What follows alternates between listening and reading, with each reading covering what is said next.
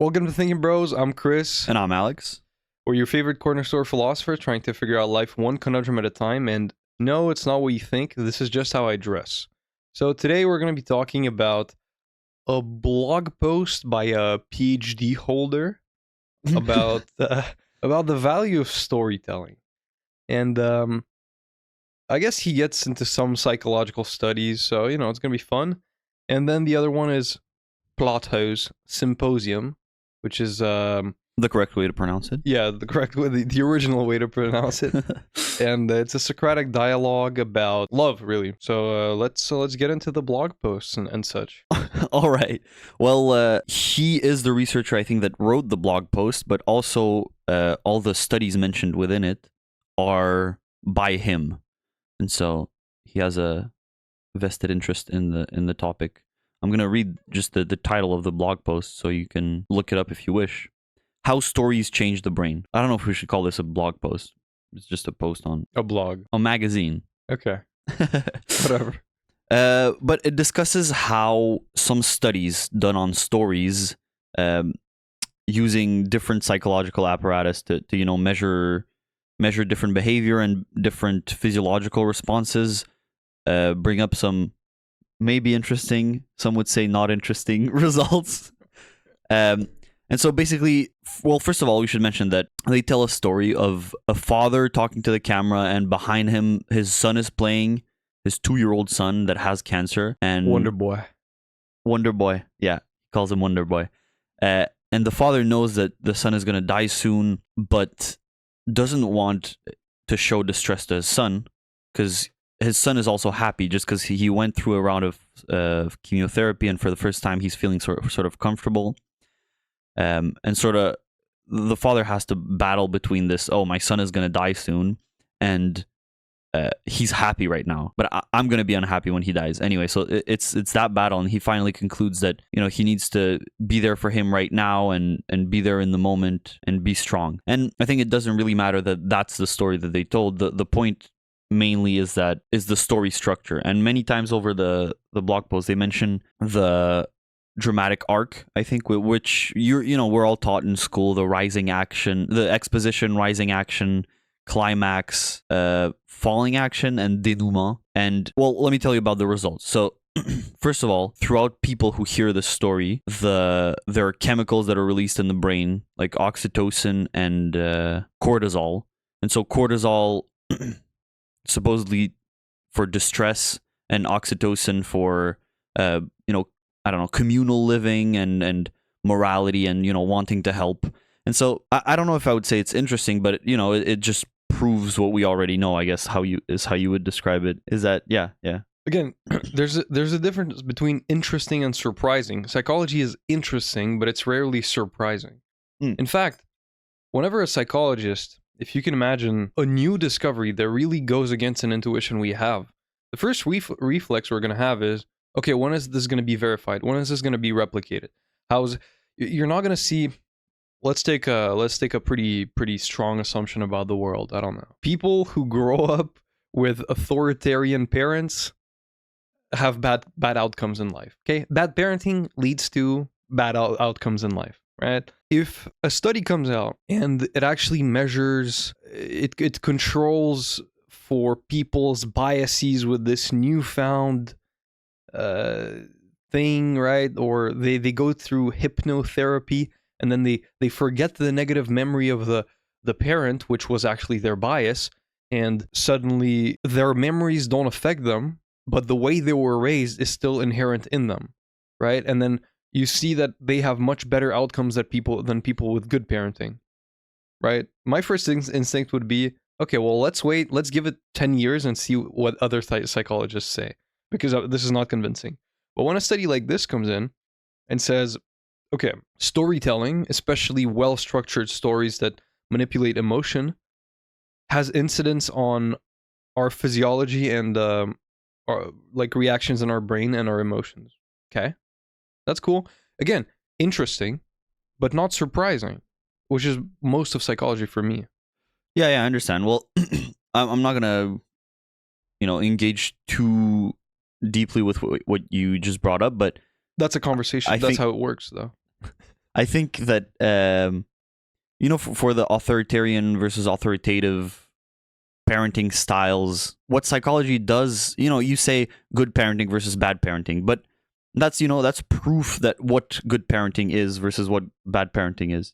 And it sort of is, it is common sense that you shouldn't, be strict without comfort and be, but people have different styles, and people come to truly, truly believe, like, well, you say this, you're like, oh, sometimes most of the time you don't tell the child the reason for what you're imposing on him, and that's the best way to do it, because you won't be able to explain the reason for it. But that's not the best way to do it. The best way to do it is... Did I say that? Yeah. Yeah, I understand what you're saying. Yeah. But the thing is, it's just outlining, like, okay, it's in most people's intuition, maybe, or maybe it isn't. Maybe something revolutionary comes. But if it's nothing else, it's outlining and proving what we already know, I guess. Yeah, certainly. And it's just, I think it's about objectivity. And it could be done with it doesn't have to be systemized as strictly as psychology does it, right? You can just have a person overlooking objectively a few families with different parenting styles. And you look at people who were raised by authoritative parents, which simply means that they were there for the child, they acknowledged their feelings, and then they guided them through how to solve their problems. And also, they took the time to, of course, explain the reason for every rule they're imposing, right? So, you have to go to sleep at 9:30 because sleep is extremely important for you to grow tall, or big and strong, whatever. Now, an authoritarian parent would just say, you go to sleep at 9:30 because I said so. Yeah. And if you had, there are 4 parenting styles, whatever. You had 8 families with 2 instances of each parenting style, and you look at the children and you bring on a qualitative psychologist, which is what writers are, if you ask me. Well, good writers like Dostoevsky. Then you can just see these differences, right? The people with authoritative parenting, which is the good one, like us, are going to always look for the reason, because the world is cause and effect, right? We're always going to look for a reason for why this is the best. Or in our relationships, we're always going to be, saying stuff to others. And, there are people who are very egg-headed, not to toot my own horn, but egg-headed about this, where it's just, no, this is true because it needs to be true because I said so, right? Like, it's their truth, and the actual reasoning behind it barely matters.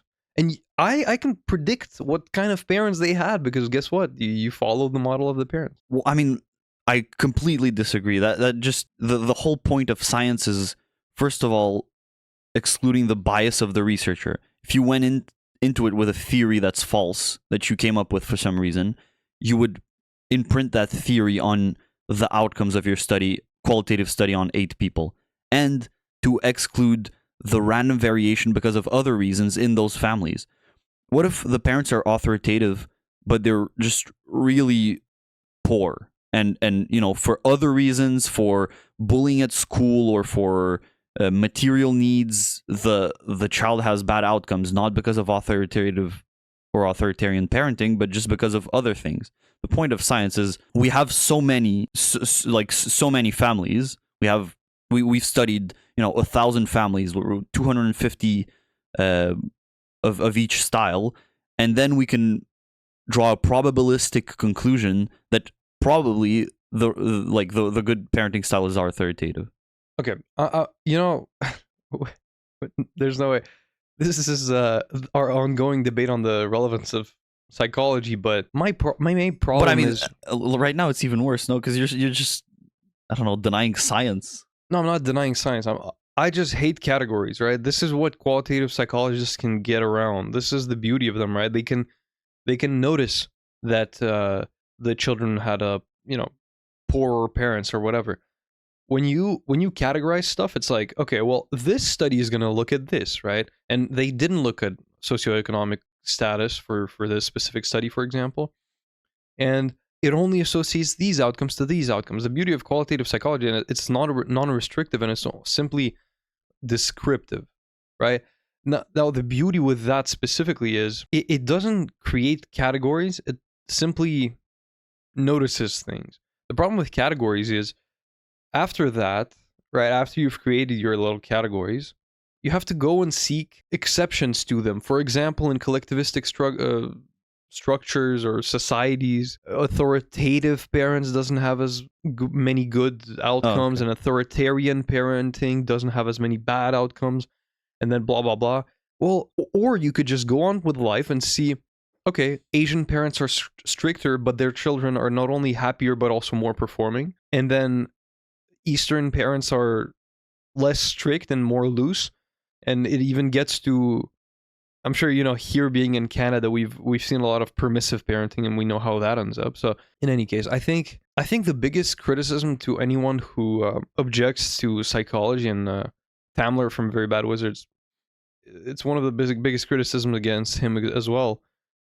Great minds think alike, but it's the fact that the problem with my argument that I know something about human nature through observing it is that I also am aware of the psychological studies, right? So now it's like, well, how much of it am I assuming that it's inherent?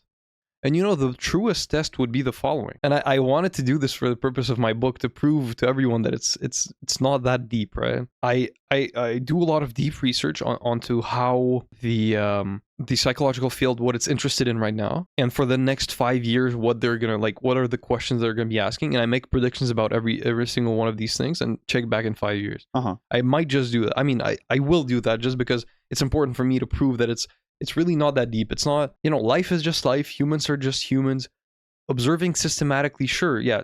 Theoretically, it avoids biases, but then it creates categories that you put people into, and suddenly you don't know how to act. We learned in child psychology that authoritative parents are the best, right? But then you learn that everything is also an interaction of the environment, the child's temperament, which is genetically determined and completely random.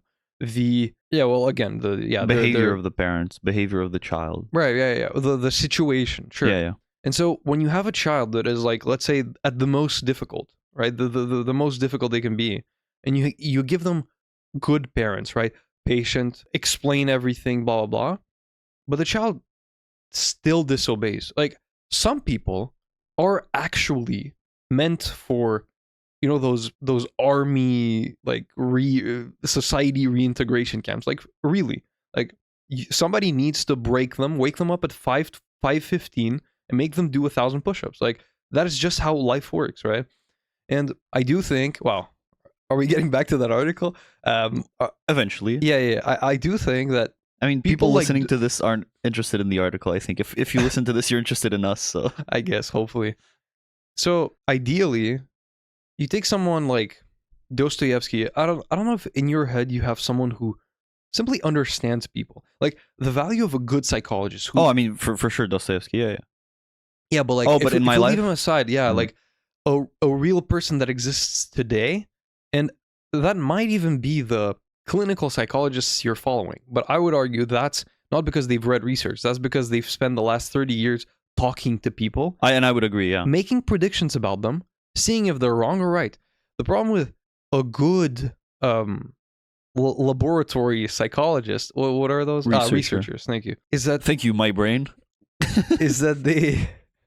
Which you are. No, but you said it before I said it. Okay. Which you also are. Yeah, which I also am. I'm your dictionary. You're my id or whatever. Superego. Okay, yeah.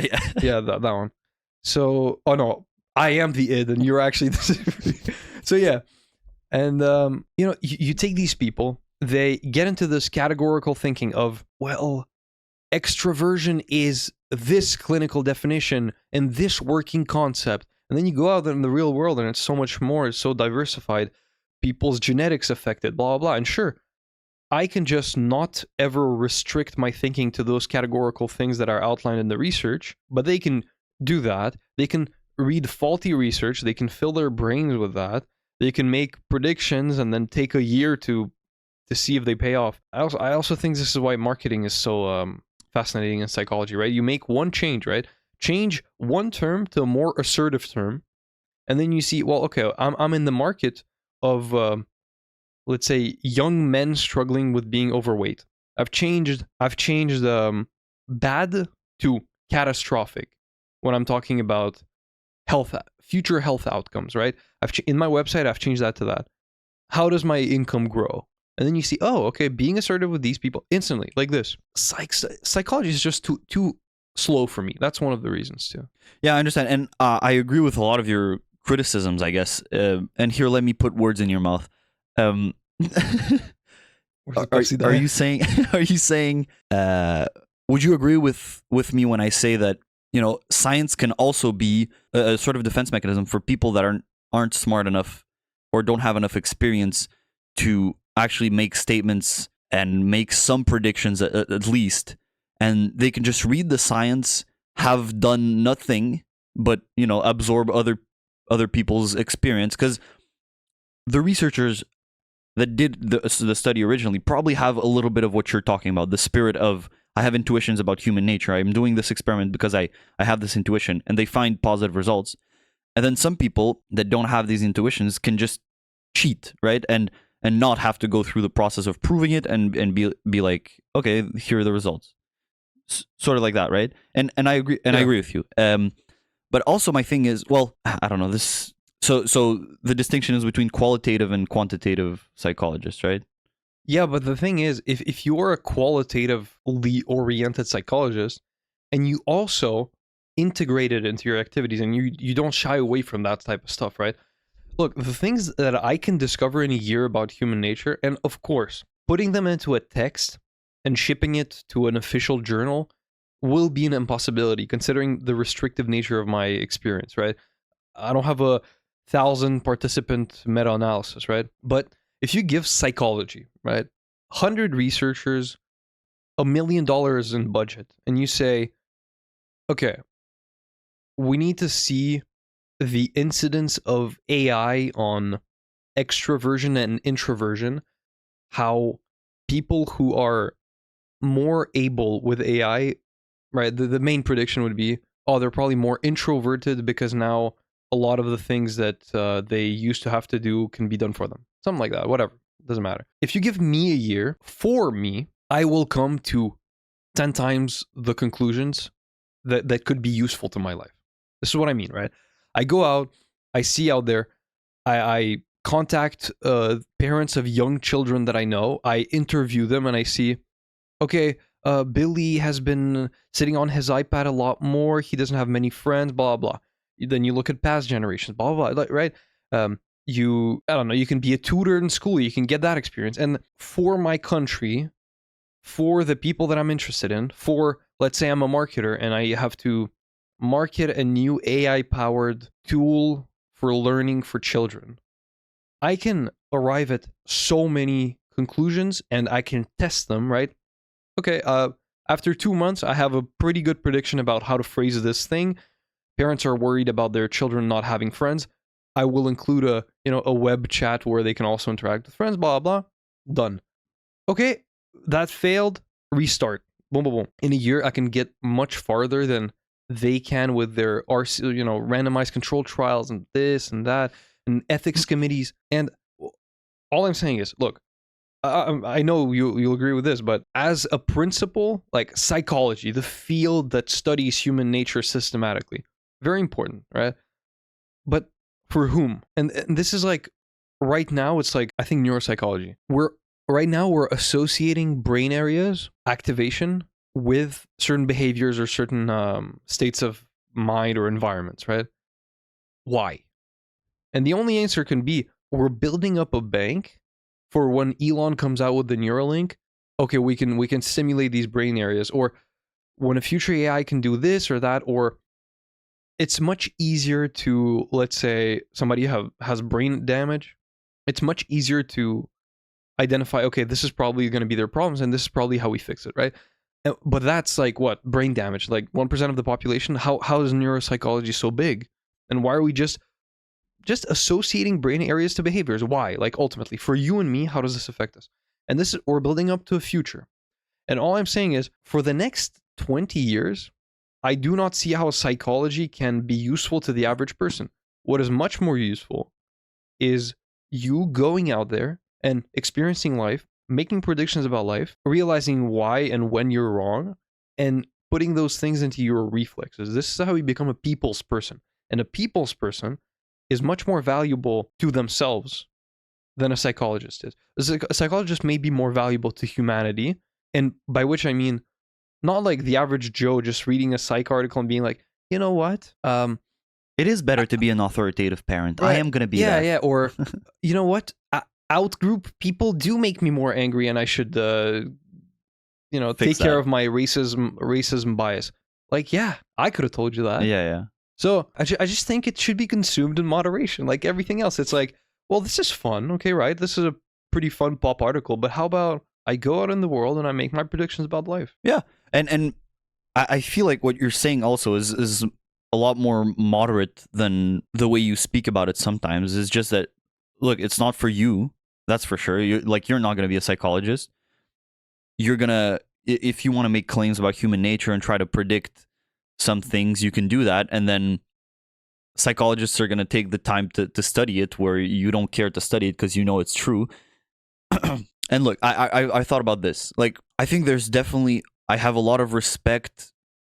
This is the way I imagine it in my head, to like a couple hundred years ago when science wasn't around. And imagine like a good priest, just a guy that talks to like 20 distressed and traumatized people a day and tries to help them.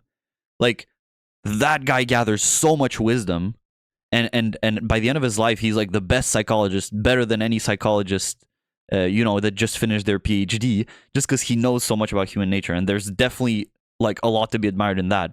In Brothers Karamazov, there's a character like that exactly, Yeah? where he's like full of wisdom and he sees through you, and he's a priest. So yeah, Cool. I'm gonna read that soon. I have to. But then at the same time, like, imagine that life a couple hundred years ago. They didn't have science, and some people went down the path of wisdom just the wrong way and had an image of the world as like an evil place. Or when you don't base yourself in truth, in the sense that it's some kind of truth that's verifiable through science, or I don't know, that priest could base himself off the fact that it's just not really relevant. I don't think it's a good argument, but I think there's something to what I'm saying. He bases his philosophy off the fact that the Earth is in the middle of the universe and the sun turns around us, and just some things that are plain false. You also need some verification. And the reason I brought up that the priest could have gone, the wrong way and started to conceptualize things wrong is that there also needs to be a way to keep people accountable and, prove to people, like, this prophet that you're looking at is a false prophet. He's not saying the truth. He seems wise, and maybe he's right about 1/3 of what he's saying, and he seems very wise to you because it hits a chord in you. But look, science says otherwise. Don't follow this guy, even though he seems wise and he succeeds in the world. right. But then now I'm thinking, like, I agree, right? The main problem with people like me, Dostoevsky, continue the list, is biases, right? Right.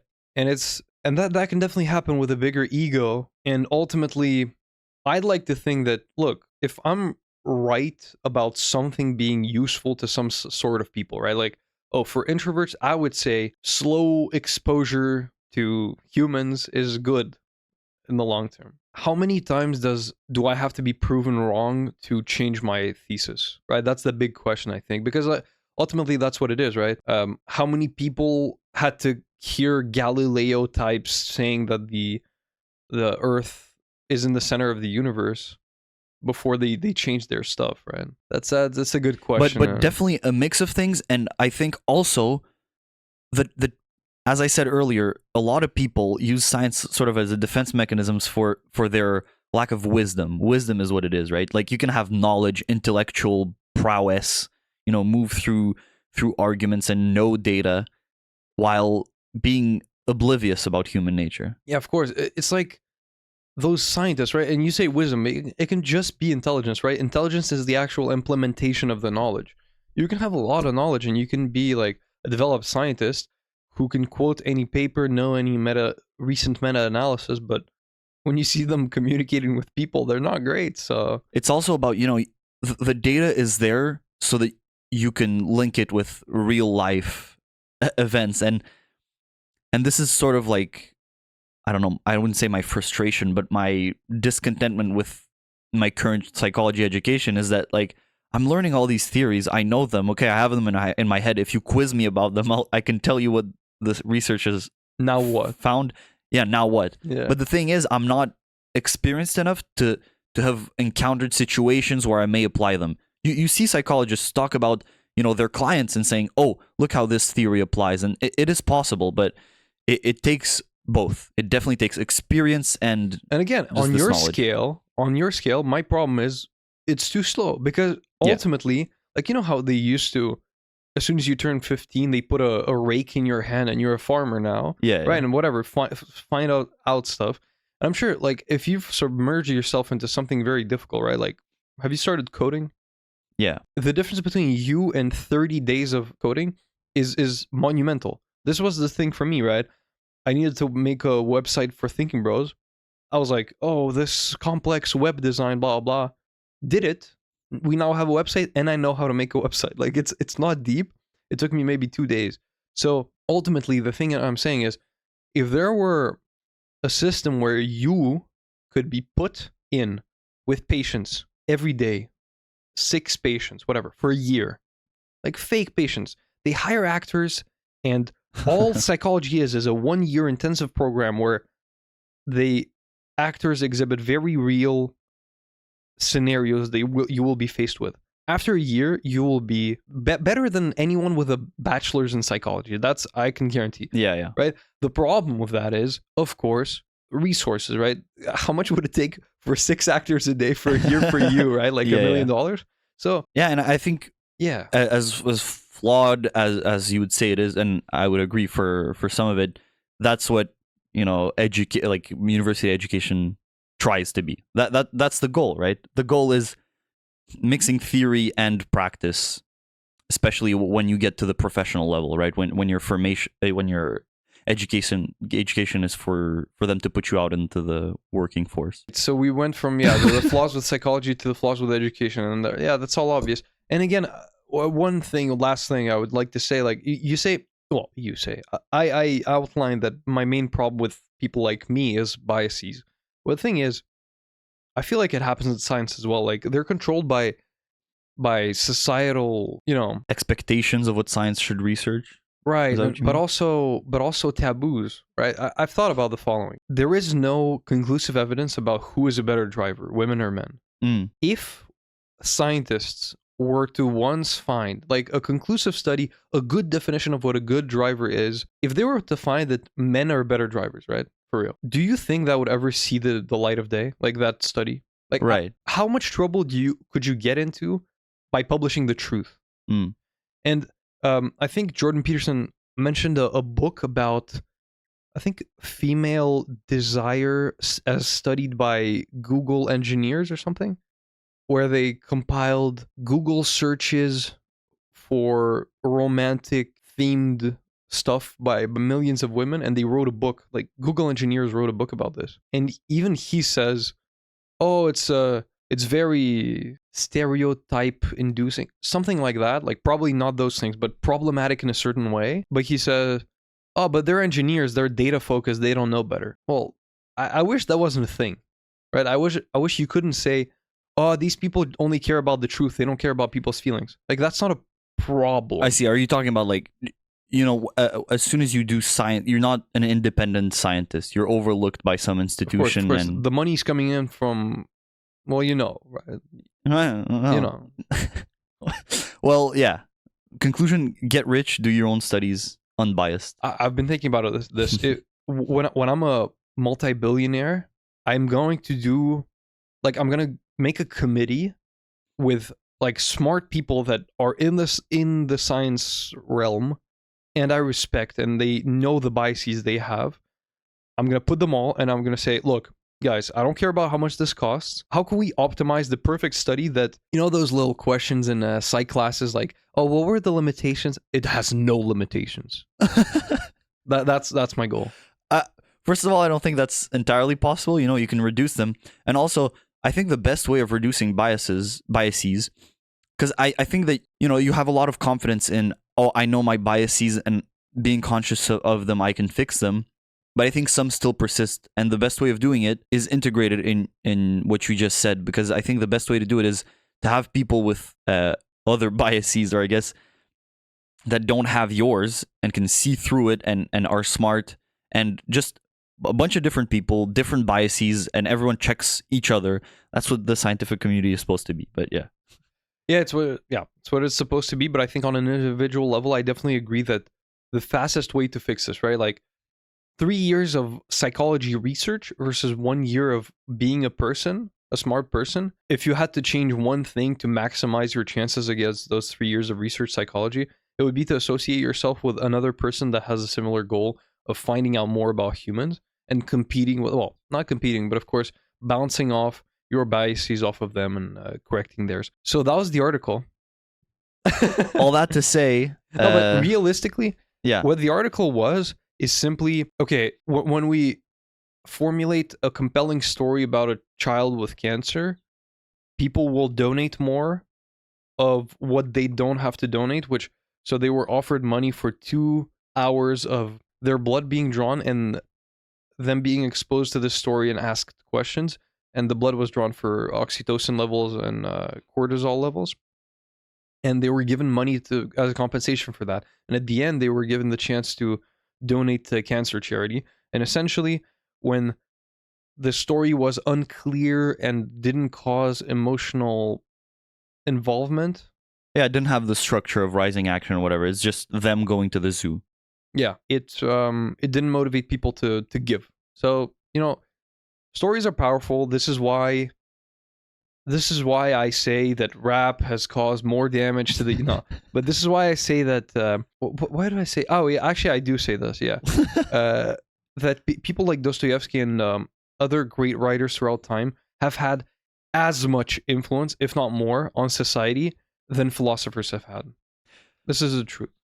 I think my 2 points with bringing this up was, one, that I think it helps me understand, art and novels, because I think in the past we've been too rational, and we were like, fiction. What the hell is the point of fiction? It didn't happen, But it causes emotions in you, and it can teach you about it's not something that actually happened in the world, and it's not something that you will live through, but the meta structure of the story is always true. It's human nature, and it makes you feel emotions, and it helps you understand human nature.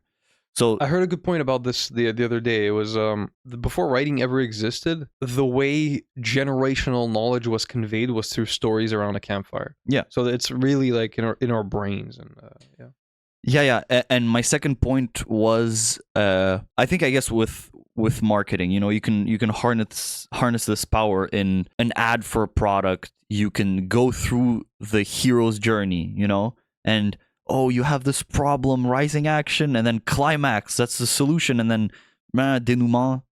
Anyway, yeah, those are the only two points. By the fitness program. By the fitness program. But yeah, 100%. My misunderstanding of art as a rational person, the only thing people had to do, the multiple people that were trying to sway me across the years, just holding me back in chains, ripping my shirt, sweaty. Anyway, is they had to tie it back to emotion. Everyone had to say, look, instead of manipulating logic, you're manipulating emotion. Oh, yeah, but at the same time, it is a question of living through it to change your mind. Good imagery. Okay, I agree. Living through it in the sense that you read Dostoevsky and then you were like, oh, he's smarter than everyone. Yeah, but the thing is, my impression of Dostoevsky isn't like, oh, this guy made me cry. It was during the Phil episode, or no, some other time, where I said, Dostoevsky almost made me cry. And someone was like, yeah, I know he's really good at causing emotion. I was like, no. It's because I know I'll never be as smart as him. Oh, yeah, no. It was in my discussion with someone else. It wasn't on the podcast. And they misunderstood that. And I guess, I don't know, it's a hybrid of the two, right? Where like I lived through it, where I was moved, but in a way where he's such a genius at the emotion thing and at the logic thing that I had to like access it through that realm. So yeah. Okay. Are we moving on? Yeah, now that we've done this first segment about the which we extensively discussed, about the article. We extensively discussed storytelling and storytelling. Now Story? let's get to a story, actually. So, in the same vein, this is a story. You want to give background on the Symposium? Yeah, just, Socratic dialogue, people sitting around, they were giving a eulogy, which is just an expose of what they think love is. There were some bad, well, obviously, anyone but Socrates had a bad take on it, but they were talking about ancient legends, like humans had two of everything at the beginning. They were a huge ball with 4 legs, 2 heads, and then they were, as a punishment, I think, they were separated in 2, and our goal is to reunite with our soulmates to regain the original form of the human and combine. What the hell are you talking about? Yeah, well, you didn't read before, this. That's before what I read, right? And then Socrates is like, comes around at the end of the dialogue, which is the part we read, and he's like, "Well, guys. No, but what he says first, It's so funny. It's so funny. I mean, it makes me want to read Socrates because it's also, yeah. I don't think I've the most subtle sarcasm. I mean, as far as sarcasm go, this is like it's like a 8 or 9 out of 10 subtlety, which is really cool. The guy finishes his speech about love, about the nature of love, and Socrates says to his friend or the person next to him, he says, "Wow, why did you put me after this guy? The speech he just made, I'm lost for words. I can't say anything more." And I think, having his reputation, the friend is like, "Yeah, okay, it may have moved you and it may be good, but you're Socrates, you're not lost for words." And then Socrates is like, it's just so amazing. He can talk in this way and just not say the truth, and it moves me so much. And he's just like, can you read the passage, because it's pretty genius. I mean, it's pretty genius. Yeah, I think this is a good one. So, quote, "But in fact," this is Socrates speaking, quote, "but in fact, it seems that isn't the right way of praising something. Instead, you should claim that your subject has the greatest and finest possible qualities, whether it really does or not, and if what you say isn't true, it doesn't matter very much. What was proposed, it seems, was that each of us should give the appearance of praising love, not that we should actually do so." So I guess he's just praising really hard the persuasiveness of his speech and saying, yeah, it's all complete rubbish, but it's so good. Yeah. So he was saying, "Wow, I am lost for words.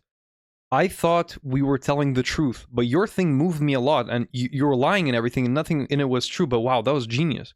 And so, yeah, essentially, he refutes everything that came before him through this little sarcastic remark, and then, in fact, he does go through a story with Diotima, which is like a stranger from another village, right? The girl that goes to the other school that you for sure know, and she mysteriously speaks exactly like Socrates and has the exact same Socratic dialogue format. So one may wonder if this is merely his thoughts and he needed this story to convey it in a more persuasive manner, where he's just the victim of her wisdom as well, right? He's just, "Oh, I'm learning this all from Diotima.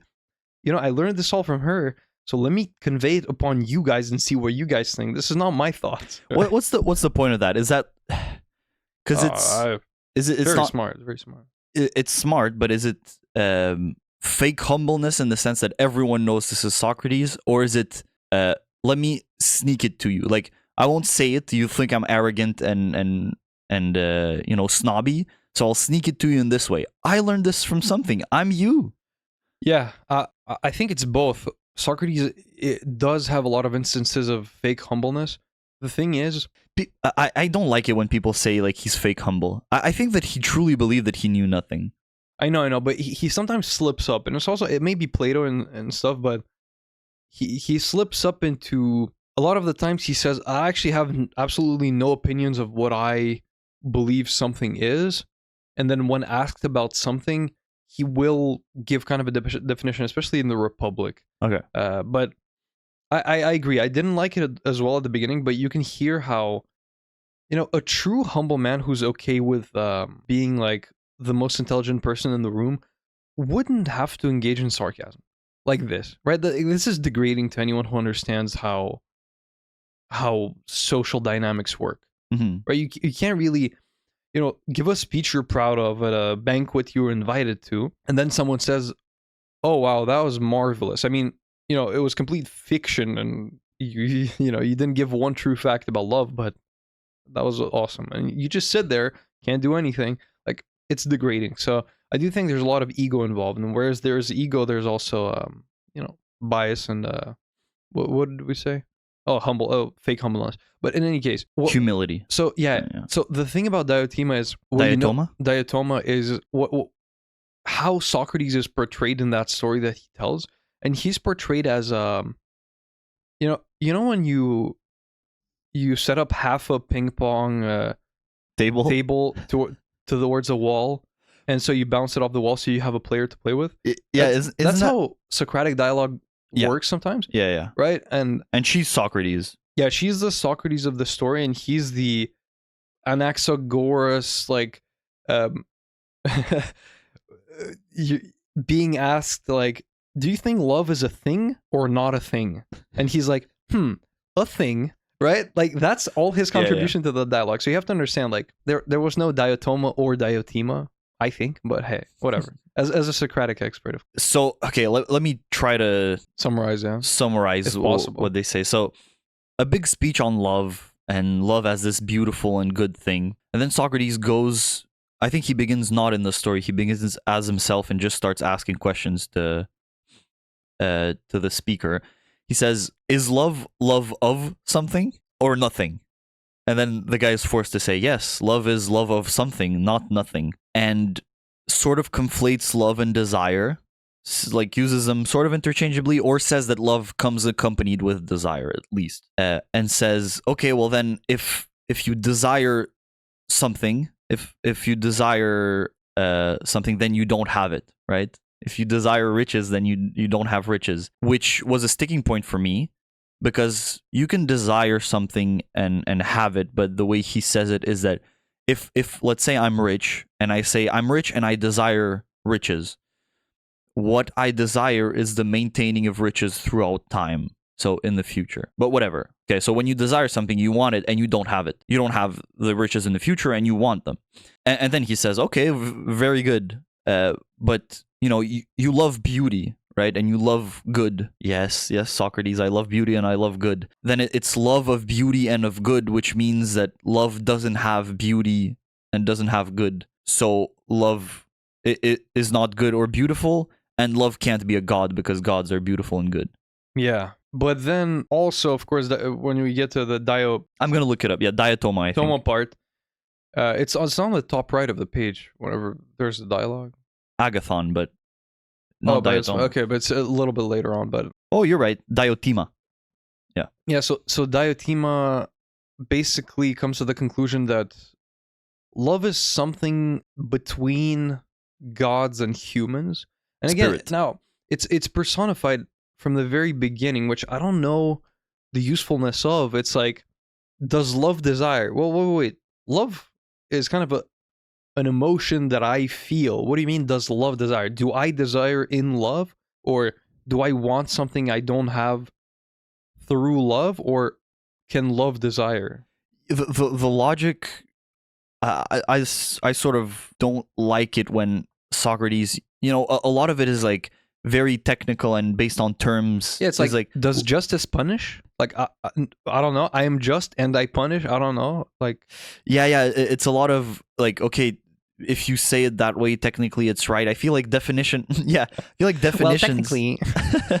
I feel like that's Socrates. Socrates is a Discord mod. Yeah. I feel like definitions of things like that are less technical and more like, oh, I feel like this is what it is. But they, if you go with Socrates into these terms, then he's undeniably right.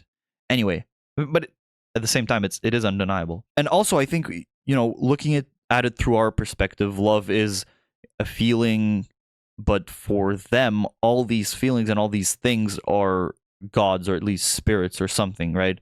The origin story, according to Diotima, of love is that, well, let's not go into the details, but yeah, its parents are industriousness, poor, poverty. No, I think it's abundance and poverty or something like that. No, industry. probably not abundance. Industry. Just look it up. the child of whatever. So if okay, let's try to summarize it, and then let's try to make it useful for us, right? If I had to summarize it, I'd say that love is when a person that cannot be by definition beautiful or good wants something that is good and beautiful, right? So love is usually the desire of good and beauty, and that desire is specifically the desire to make it its own. Is that right? I think so, yeah. In a way. All right, we think it's this. Because he's the son of resource and poverty, love's situation is like this. First of all, he's always poor, far from being sensitive and beautiful, and it's commonly supposed he's tough, with hardened skin, without shoes or home. He always sleeps rough, on the ground, with no bed, lying in doorways and by roads in the open air, sharing his mother's nature, so poverty. He always lives in a state of need. On the other hand, taking after his father, he schemes to get hold of beautiful and good things. He's brave, impetuous and intense, a formidable hunter. What that made me think of is, I think we do conceptualize love as this, like, well, first of all, I was surprised when they said his.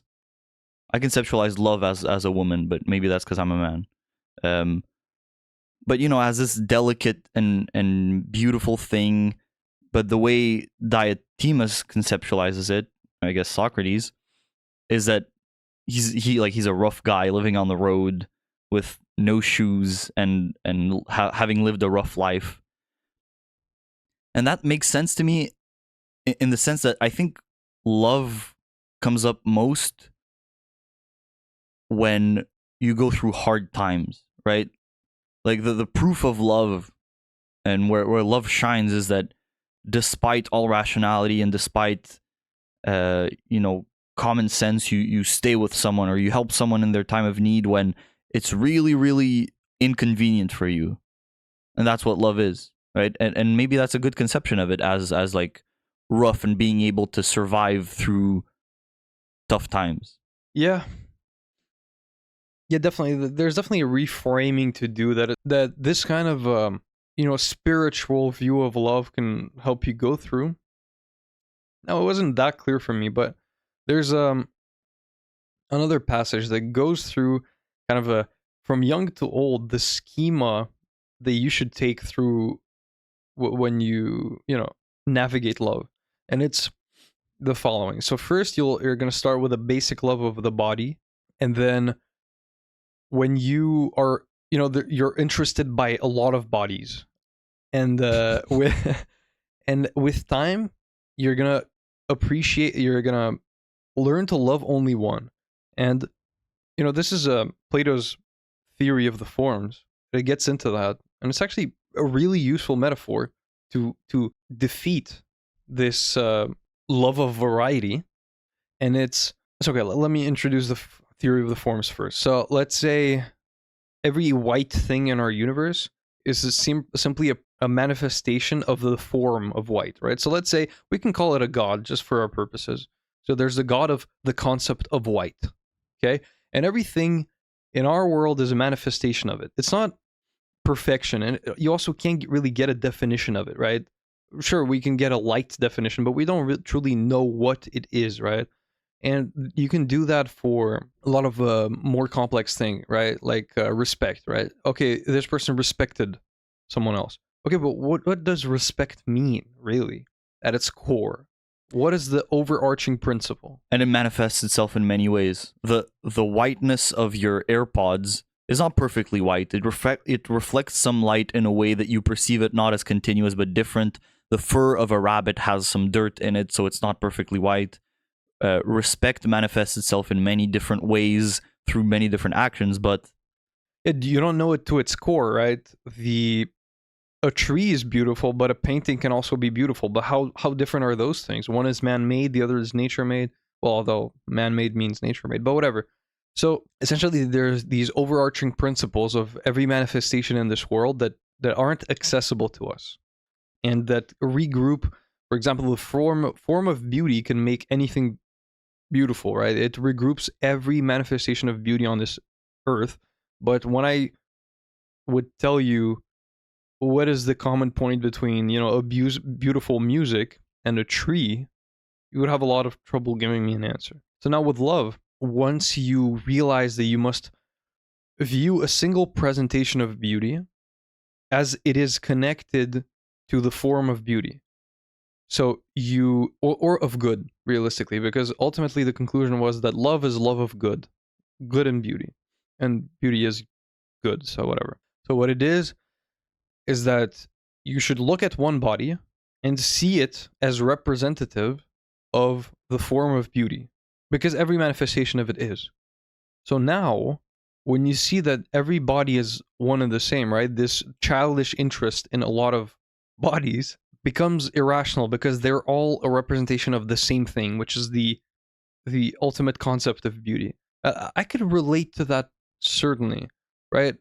When you love abundance, which is a big problem in our society, right? When you concentrate on the features of one thing, one representation of that, it can help you so much. Just realize, look, it's everything else. Well, I'm definitely very prone to saying, oh, everything else is the same thing, right? Like I'm the guy who says everything else is absolutely the same thing. But you have to realize, it's like, for example, taking walks, right? I used to drive for 2 hours to Mountain X to experience this hike.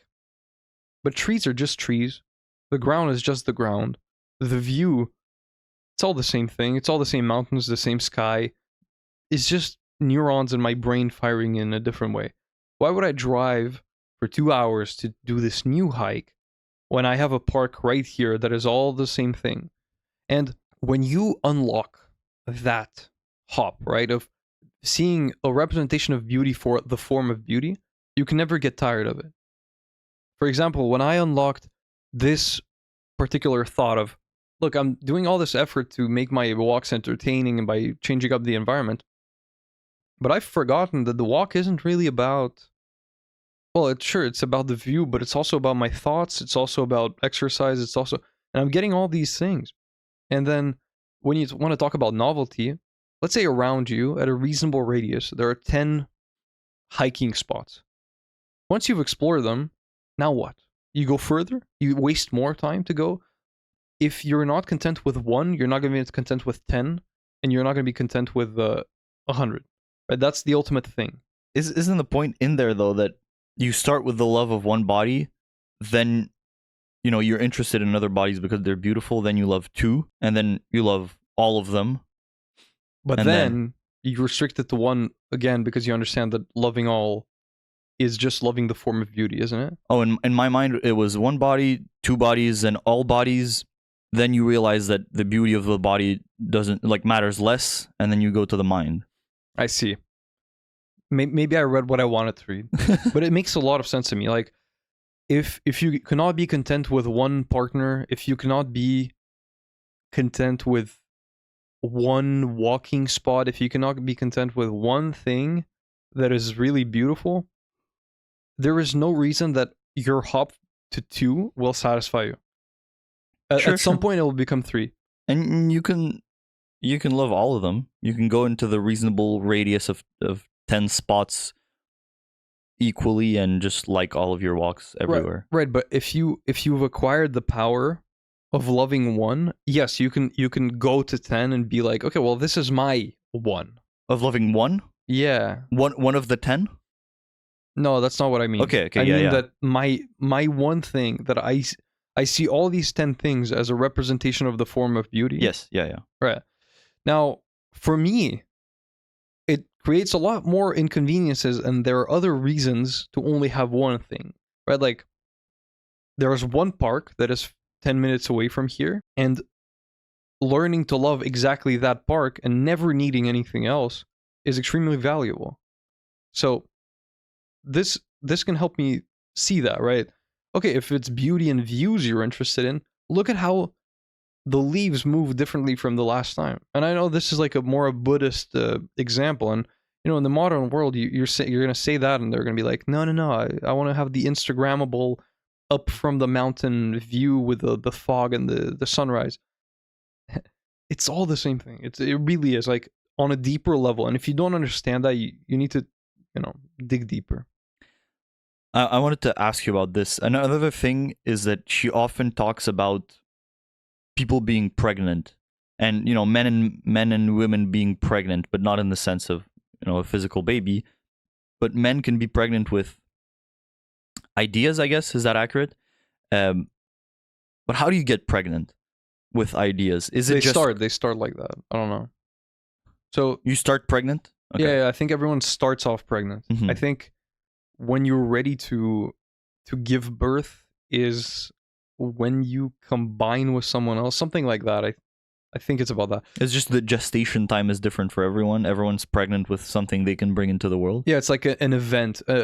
It's an event causes the birth, not like time. So yeah, and of course the ultimate love of good, as you said, is to move up to loving knowledge, the true good, right? Somebody's intelligence, what they can bring to you knowledge wise. And it kind of describes the pathway people have, right? They're young men interested in everybody, then they learn to love one person, and then after that you have to realize that everybody's bodies degrade, and both people in the couple have to realize, like, okay, this is about much more than that. This is about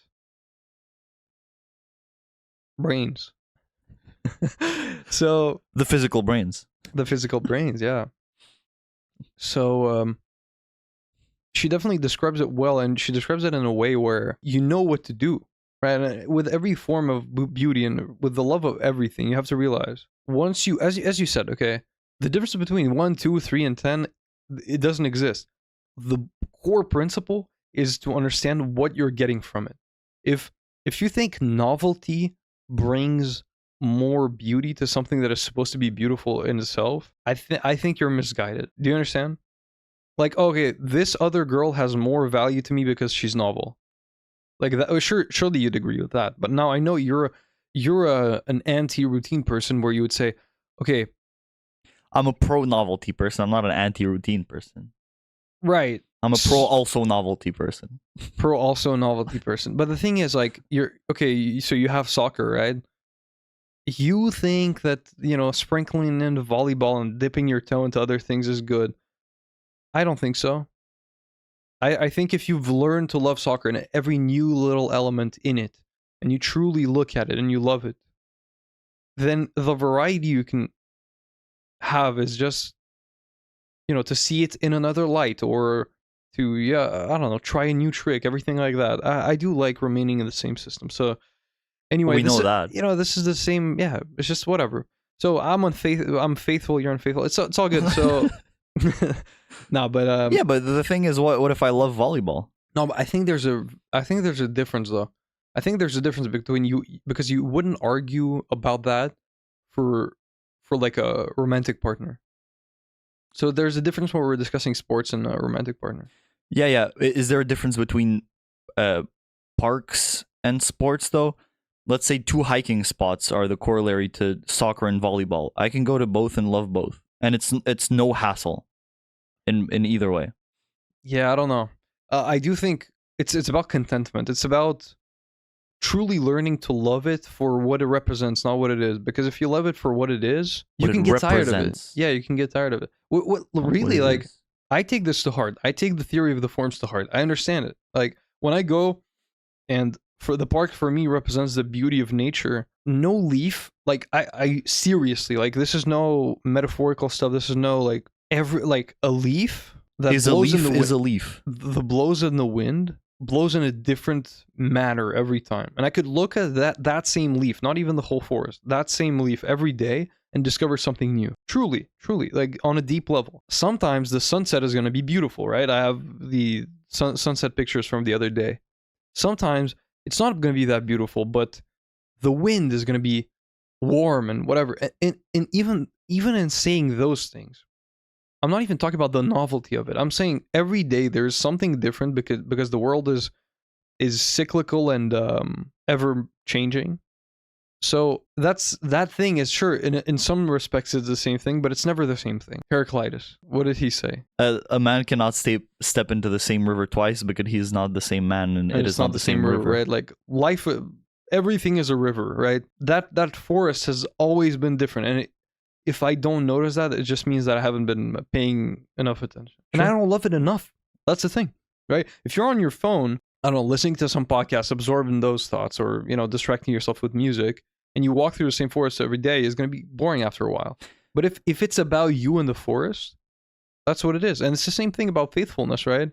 If you're just kind of like using people to satisfy your momentary needs, well, after a while they get boring because you haven't really dug deep enough. Okay, I guess what I would say is I don't see the problem with, let's say, for forests. I don't see an inherent problem with doing both. If the reason for doing both, for going to both forests and walking in two different forests, if the reason is I'm striving for more, I can't get it at this one forest and I need more. I'm going to walk here, go to this hike, go to another forest because I'm looking for nature. Then the problem is the nature is in front of you everywhere you go. Look. And I understand that. If I see the beauty in sport and in, I don't know, sportsmanship, collaboration, and everything in soccer and in volleyball, I play both and I enjoy both deeply. I don't see a problem with that if I also truly enjoy them. Now, when it comes to a relationship, there's a lot more reason to stay in one.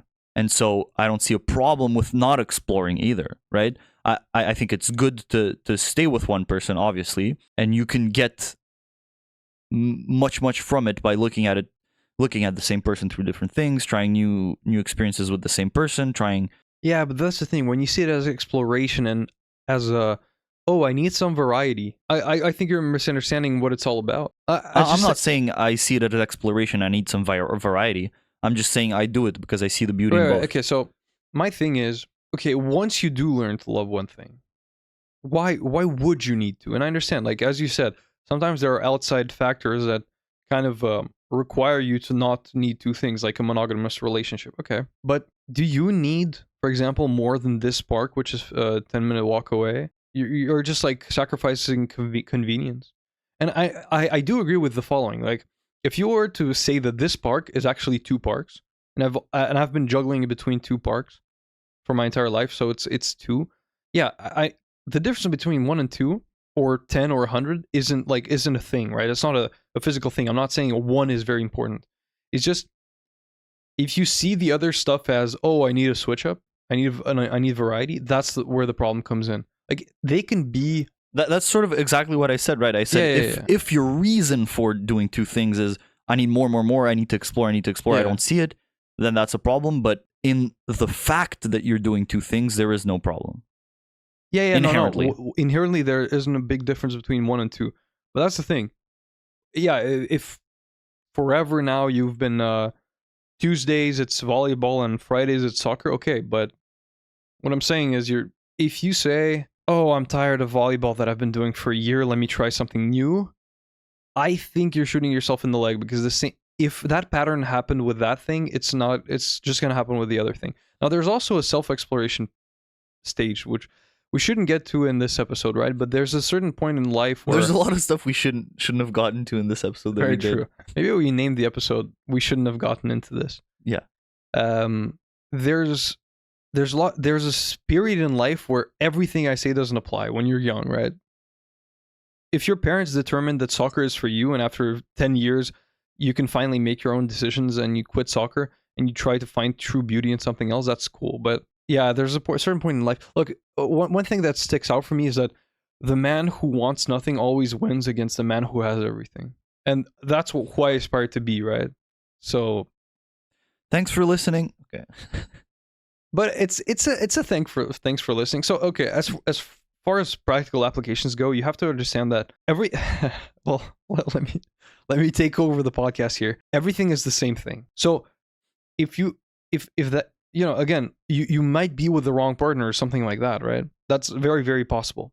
But if the thing that is happening is boredom or lack of variety, then I think you're misunderstanding the whole system. If you found somebody you love and truly, connect with, if boredom is the problem, you have to look at what it actually is, right? Because, okay, you found a fun person in the beginning, and now you're bored of them. If you re-find another fun person, why would that pattern not happen again? Like, there is absolutely no reason you can give. And so what Diotima is saying is, okay, you found a beautiful person. Now see them as a representation of the form of beauty and understand that everything is a representation of the form of beauty. So nothing will change. Nothing will ever change. So you found it, right? Like, there's things that aren't representations of the form of beauty, and if you were with that, that's fine. Don't go with that. And then obviously the upgrade is to see the beauty that is knowledge and the mind and the ultimate good that lives in that body. I see it like that. So again, there's a thin line between I'm bored and something new is necessary. But I guess I can't say we found it. I don't think we've definitively found it. So let's do the rating Now, good idea. Good idea. Thank you. I would. Okay, we say it at 3. 1, 2, 3, 6. So good, dude. So good. So yeah, that's Symposium. I'd say 5, and then the other thing. Well, we didn't talk about what we wanted. Yeah, but it was a good discussion. But it was a good discussion. So yeah. So cool. All right. Well, that was love, and that was the deep flaws of science, as presented by Alex and Chris. If you want to learn more, go on thinkinbros.com or contact us at thinkinbros@gmail.com. We read every piece of feedback. I was Chris, and I'll see you next week. See ya.